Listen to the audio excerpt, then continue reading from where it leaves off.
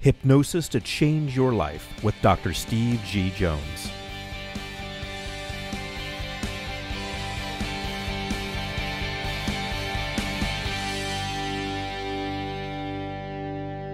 So, in a hypnosis session, can a client's resistance to hypnosis slow down the process? Oh, absolutely. I would say that in many cases, that's what we find. We find that, especially when we get into things like weight loss or stopping smoking, particularly I'll talk about stopping smoking. I'll kind of pick on that one a little bit because a lot of times when a client goes to a stop smoking session, hypnotherapy session, it's because other people wanted them to do it. And it's not because they necessarily want to do it.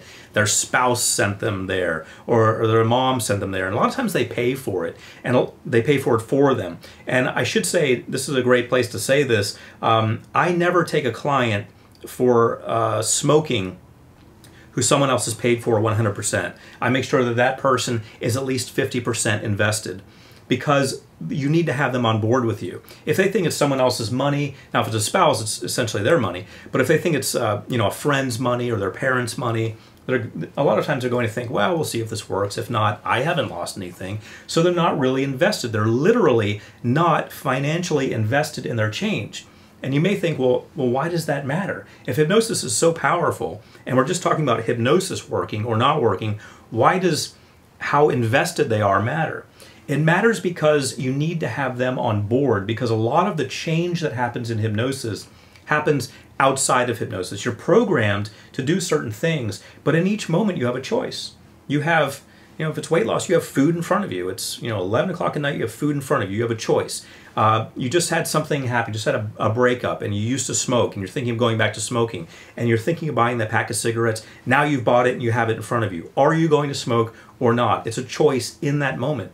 There's no hypnotherapist there in that moment. There's you and the cigarettes there in that moment. So when you have leverage such as, oh my goodness, I just paid a lot of money for a hypnotherapy session, and I invested my time, I had to drive there, I had to do this. If this doesn't work, I'm out this money and I'm still a smoker, I'm not going to smoke. That actually becomes hypnotic. That becomes part of the programming. They start to reinforce the idea of being a non-smoker for various reasons, but does it really matter? It doesn't matter, because the net result is what we're always after. The net result in this case in smoking is, do they smoke or do they not smoke? I want as many things going for me as possible.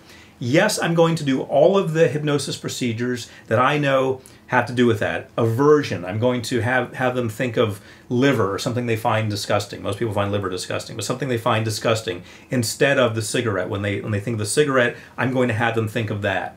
I'm going to have them have a powerful anchor. So when they feel the urge to do it, I'm going to have them be able to fire off an anchor, like making the okay sign and saying the word confident, suddenly feeling confident. I'm going to give them little tools like that to use.